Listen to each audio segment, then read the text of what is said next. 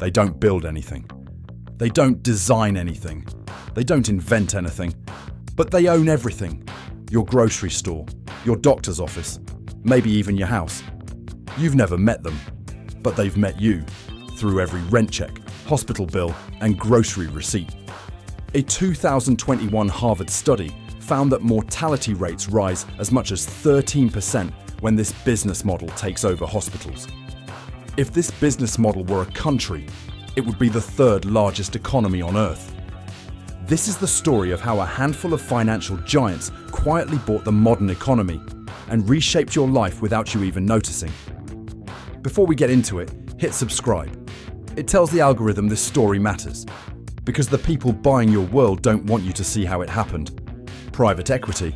It sounds boring, technical, something that happens in boardrooms far away from real life.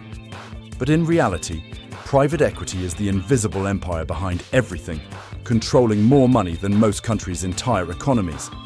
Here's the playbook. A private equity firm, like Blackstone, KKR, or Apollo Global Management, raises billions of dollars from investors. Those investors aren't just billionaires. They're pension funds, university endowments, even teachers' retirement accounts. That money goes into a fund, a kind of corporate war chest. Then, the firm uses that fund to buy companies outright. Not shares, entire companies. And once they own them, the optimization begins. They cut jobs, sell assets, borrow money in the company's name. They pay themselves massive management fees. And when they've squeezed out every last drop of profit, they sell it or let it die. If it works, they win. If it fails, they still win. Because the debt stays with the company, not them. They call it financial engineering. Everyone else calls it stripping assets and walking away. And this isn't small. Private equity now controls more than $13 trillion in assets. That's twice the size of the entire venture capital industry. It's bigger than the entire US commercial real estate market. And they're still growing, quietly buying up everything you touch. In 2005, the world still loved Toys R Us. A childhood landmark, the smell of plastic toys, the sound of squeaky floors. Then two private equity titans, KKR and Bain Capital, bought it for $6.6 billion. But only a fraction was real cash. The rest was debt. Debt that Toys R Us itself was forced to carry. They called it a turnaround, but they weren't turning it around. They were hollowing it out. Over the next decade, store maintenance was slashed, employees were laid off, and millions went to management consulting fees. By 2017, the company was bankrupt. 30,000 people lost their jobs, and those childhood stores boarded up like ghost towns. The private equity firms still made millions, because the game was never about toys. It was about the leverage. Or take Claire's, the teen jewelry store that defined the 2000s.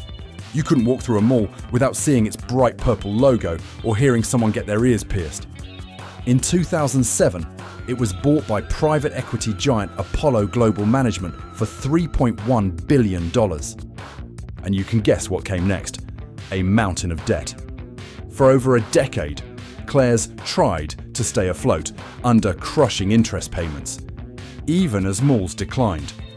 By 2018, it filed for bankruptcy. Employees were cut, stores shut down, the brand was gutted. Claire's eventually re-emerged, but smaller, a shadow of what it was. And Apollo, they'd already made their profit years earlier through fees and dividends. That's the thing about private equity. They don't need you to win. They just need the math to work. Private equity didn't stop with stores.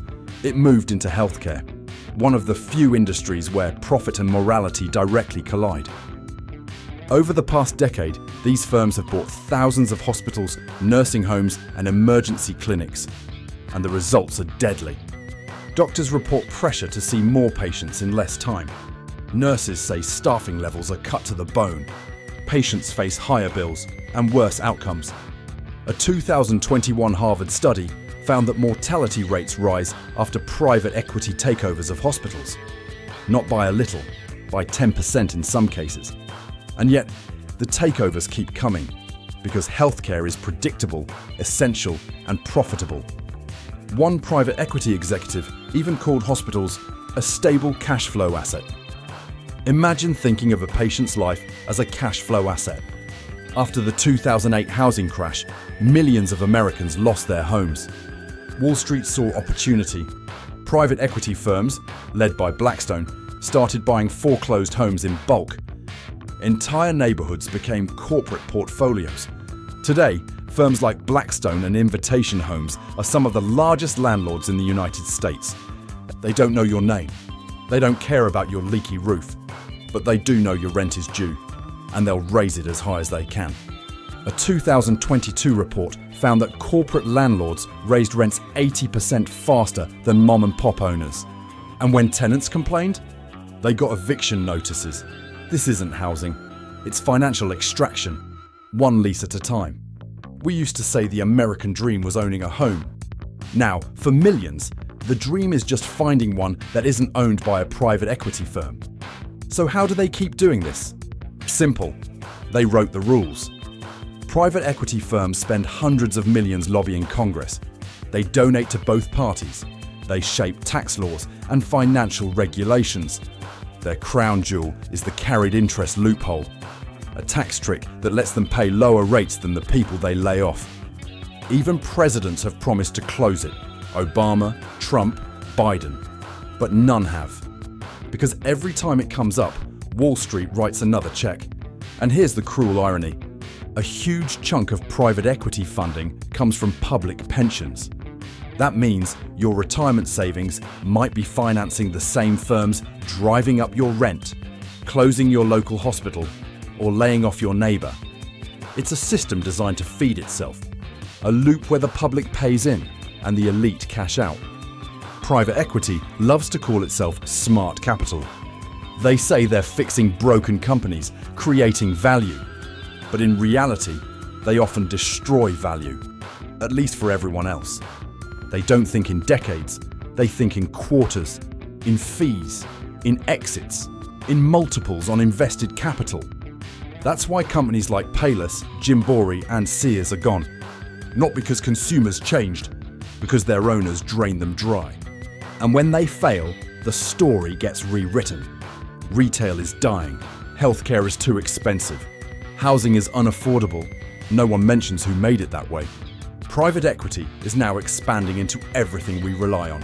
Power grids, airports, water utilities, data centers, even prisons.